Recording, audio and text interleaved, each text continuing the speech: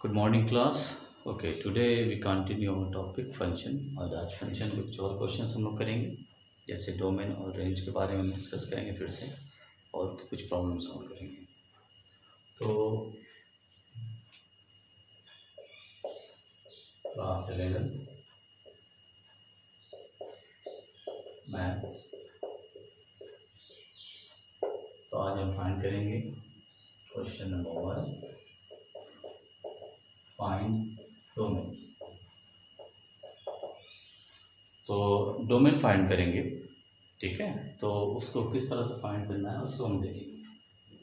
पहला एग्जांपल जैसे हम लेते हैं, example first 3x + 5 upon x² - 9।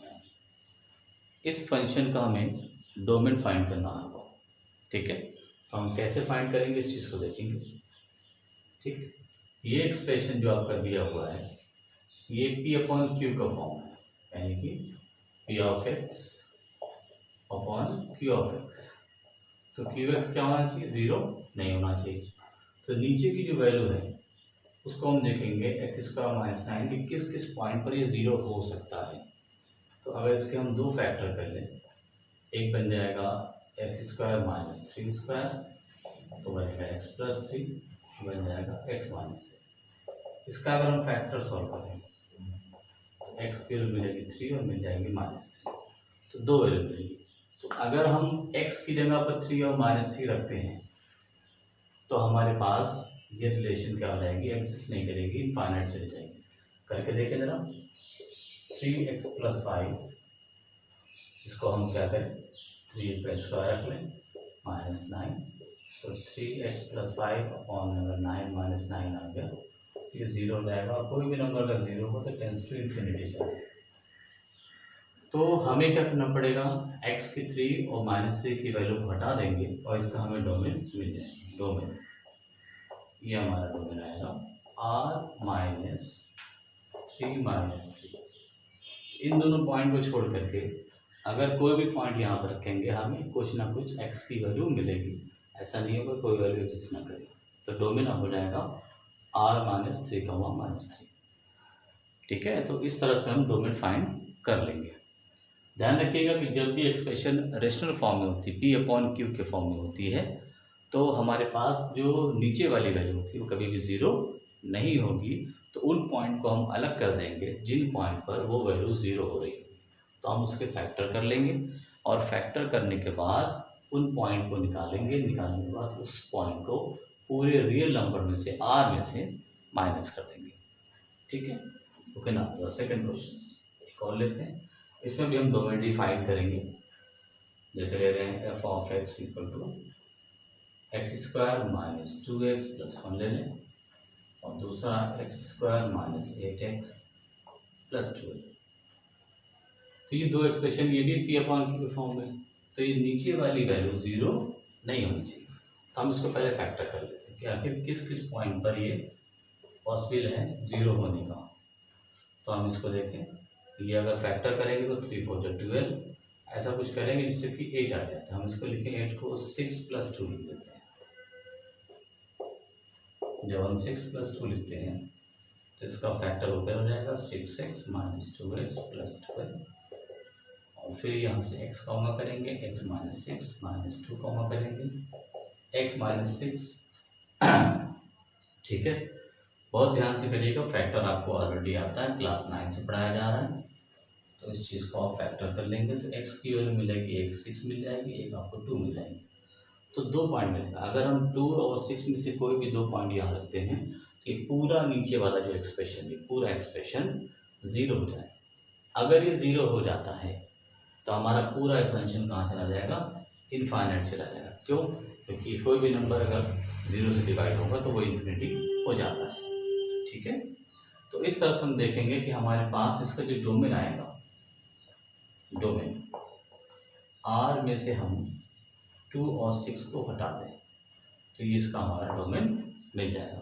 तो इस तरह से हम इसका डोमेन फाइंड आउट करेंगे, ठीक है।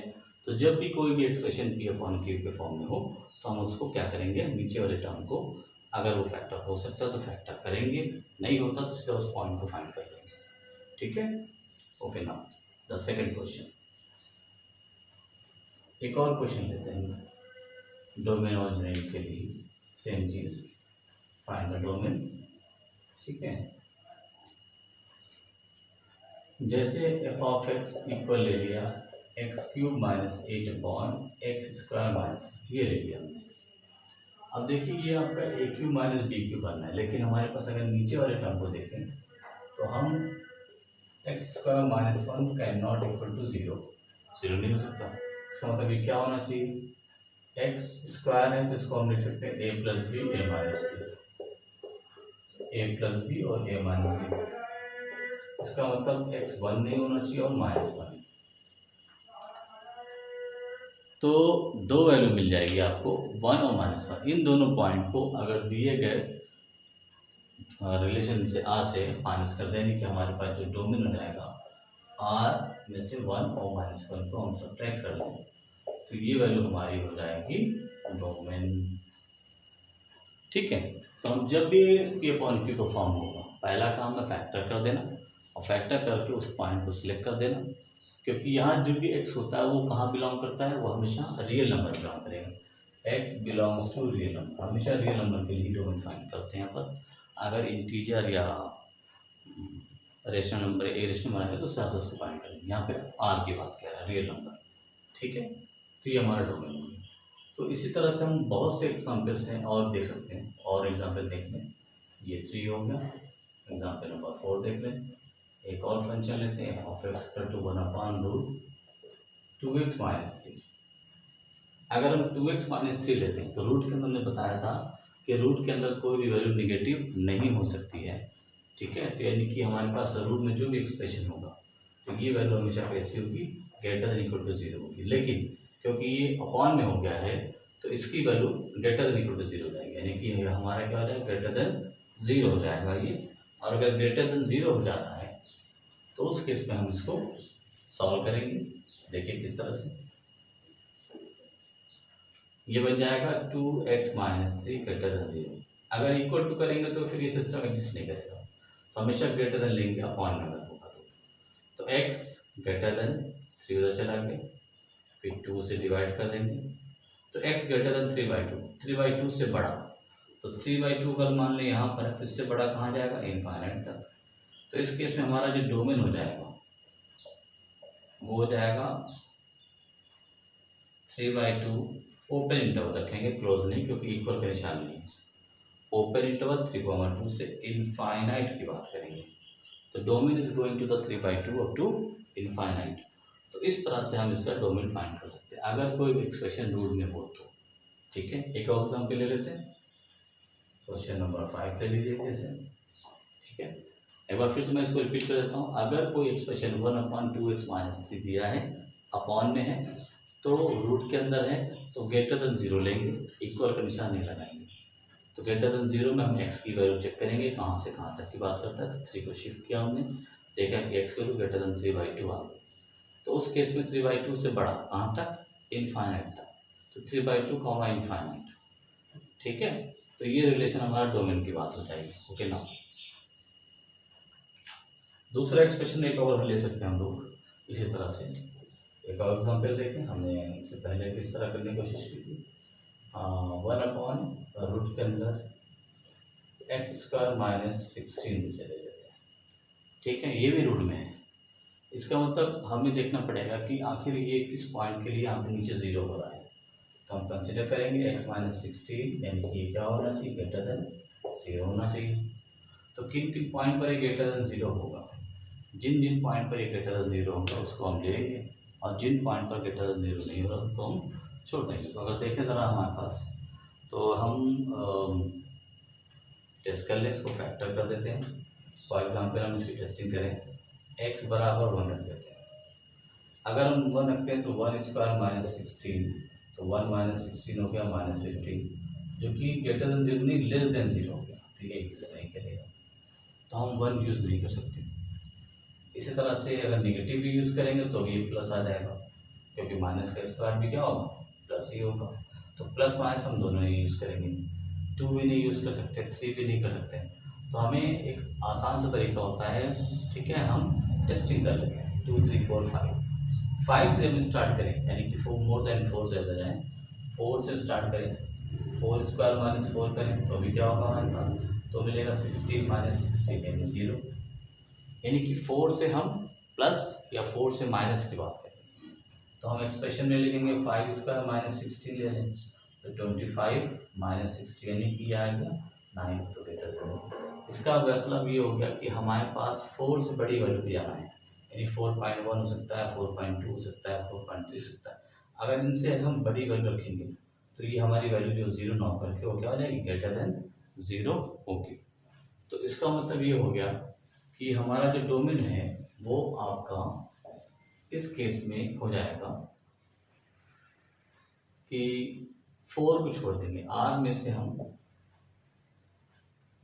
5 से उधर बढ़ा, 5 से इधर बढ़ा, हम 9 बना लेते पहले, ये 4 ये -4, ठीक है। तो अगर हम 4 से बड़ी कोई भी वैल्यू रखते हैं यहाँ पर greater than 4 up to infinite कहीं पर भी, तो हमेशा हमें पॉजिटिव वैल्यू हमें मिलेगी, मतलब ग्रेटर देन 0 हमें मिलेगा। और -4 से छोटा रखेंगे क्योंकि स्क्वायर है, इसलिए हमेशा यहाँ पे भी ग्रेटर देन 0 मिलेगा।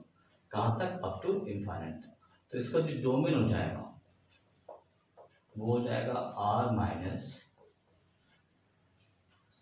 ओपन इंटरवल R में से, सॉरी R माइनस में से सिंपल लिखते हैं, माइनस इनफाइनाइट से -4 ओपन इंटरवल यूनियन, एक से पहले इसका बनाया हमने, फिर इसका बनाएंगे 4 से इनफाइनाइट, मतलब 2 इंटरवल, एक ये वाला पार्ट लेंगे और एक ये पार्ट ले लेंगे और दोनों को यूनियन से लिंक कर देंगे। तो ये इसका डोमेन है। इसको एक और तरीके से लिख सकते हैं हम लोग, R करके, R में से हम ये बीच वाला पार्ट माइनस कर दें ऐसे, कहाँ तक, -4 4 इंक्लूड नहीं है इसमें, इसका मतलब यहाँ पर हम 4 से -4 को हम सब्ट्रैक्ट कर दें। जब ये पार्ट हट जाएगा तो ये बचा बीच का पार्ट ये कैंसिल हो गया तो फिर ये बचेगा। तो हम इसको या तो ये लिख लें या ये लिख लें, 2 तरीके से इसको हम लिख सकते हैं, ठीक है ना। तो इस तरह से हम अलग अलग एक्सप्रेशन को सॉल्व करने के लिए डोमेन का इस्तेमाल करते हैं ना। तो सेकेंड थिंग करते हैं, एक और देखते हैं, ठीक है। नीचे लिख लेता हूँ एग्जाम्पल्स, इसका भी हम डोमेन डिफाइन करेंगे। फाइंड द डोमेन, अभी मैं डोमेन पे इसे काम कर रहा हूँ, थोड़ा सा डोमेन पे अच्छे से प्रैक्टिस हो जाए। F of x equal x -4 mod x -4, ये हमने मान लिया, ठीक है। अब देखना है कि ये किस किस पॉइंट पर एग्जिस्ट करेगा, किस पॉइंट पर एग्जिस्ट नहीं करेगा। अगर हम थिंक करें कि यहाँ पर हम 4 रख दें, क्या मतलब 4 -4 अपॉन 4 -4, ये ऊपर में 0 नीचे 0। तो इस केस में हमारे पास क्या होगा, सिस्टम एग्जिस्ट करता दिखा ना आपको, नहीं दिखेगा क्योंकि वो एग्जिस्ट नहीं करेगा, है ना। लेकिन 4 को छोड़ करके बाकी किसी भी वैल्यू के अगर हम रखें यहाँ पर, ठीक है, तो हमारे पास कुछ वैल्यू मिलती है, आपको दिखेगी। तो हम लोग यहाँ पर डोमेन के केस में इसका डोमेन निकालें तो R में से 4 x + 1 x - 1 मॉड का फंक्शन है। ये भी ध्यान रखना है आपको कि मॉड के फंक्शन के लिए क्या कॉन्सेप्ट होता है, ठीक है। तो यहाँ पर 4 पे चीज़ें हमें दिख रही है कि 4 पे एग्जिस्ट नहीं कर रही, और बाकी किसी और पर अगर हम इसकी वैल्यू रख के, मान लो 3 रख ले, 3 - 4 और 3 - 4 नीचे ब्रैकेट में है, तो ऊपर -1 का मॉड अपॉन -1, तो वैल्यू 1 अपॉन -1 इक्वल -1 जाएगी। अगर इसी तरह से कुछ और वैल्यू कुछ रखना चाहें,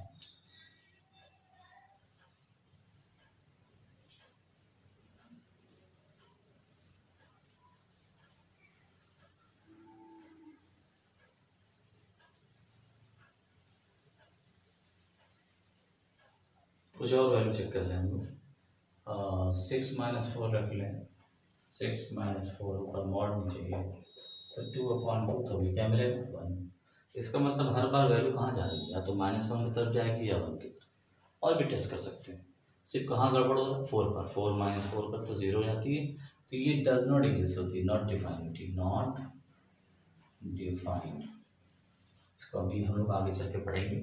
एक वैल्यू सिस्टम होता है इंटरवल, इम्यूनिटी सिस्टम, उस पर डिस्कस करेंगे। तो हमारे पास 4 पर एग्जिस्ट नहीं कर रहा है, ठीक है, बाकी और वैल्यू पर एग्जिस्ट कर रहा है।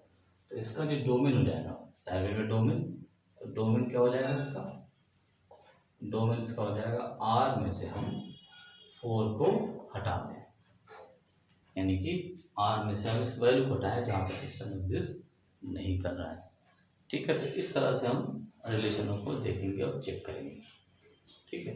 अब इसमें हम थोड़ा सा पॉइंट जोड़ देते हैं रेंज के बारे में। तो रेंज के बारे में डिपेंड करता है कि वो डोमेन है या नहीं, कितना डोमेन है, और उसके बेस पे हम उसके रेंज को देखेंगे। तो यह एक आध दो क्वेश्चन और नेक्स्ट क्लास में हम रेंज के बारे में थोड़ा सा और डिस्कस करेंगे। अभी और थोड़ा सा डोमेन एक आध दो क्वेश्चन और देख लेते हैं। एफ ऑफ एक्स जैसे ले लें 1/2 - 3 sin 3x, ठीक। तो यहाँ पर किस वैल्यू के लिए एग्जिस्ट नहीं करेगा ये आपको देखना पड़ेगा। सबसे पहले हम देखें ये वैल्यू इक्वल टू 0 नहीं होनी चाहिए, यानी 2 - 3 sin 3x not equal to 0, ठीक है।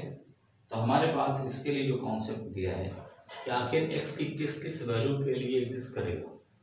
तो हमें ये मालूम है कि साइन की वैल्यू, साइन जो होता है sin 3x, इसकी जो मैक्सिमम वैल्यू होती है और जो मिनिमम वैल्यू होती है वो -1 और 1 के बीच में एग्जिस्ट करती है। ये ट्रिग्नोमेट्री का छोटा सा पार्ट है, तो आपको ये याद रखना होगा। ट्रिग्नोमेट्री में साइन की जो वैल्यू होती है 90 पर 1 होती है और मिनिमम -27 पर होती है -1। तो ये इसी के बीच में लाई करती है, यही इसकी लिमिट है, न इससे कम होगी न इससे ज़्यादा होगी, तो इसको याद रखना है। तो अगर हम इनका यूज़ यहाँ पे करें 2 - 3 × -1, तो 2 + 3 हो जाएगा, ये हो जाएगा 5, और अगर 2 माइनस इंटू +1 यूज़ करें तो 2 - 3 हो जाएगा -1।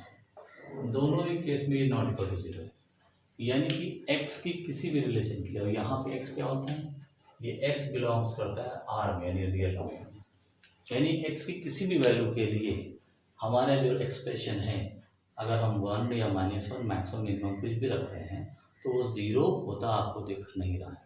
यानी ऐसा कोई भी पॉइंट नहीं मिलेगा जहाँ पर 2 - 3x = 0 हो जाए, यानी हमेशा 0 नहीं होगा। इसलिए हमारे पास जो इसका डोमेन हो जाएगा वो रियल नंबर हो जाएगा। यानी डोमेन अगर हमसे कहा जाए तो डोमेन = -∞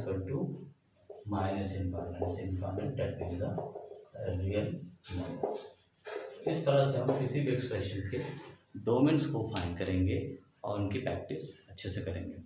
इसको और अच्छे से थोड़ा सा देखेंगे, नेक्स्ट क्लास में कुछ चीज़ें और हम समझेंगे, उसके बाद फिर देखते हैं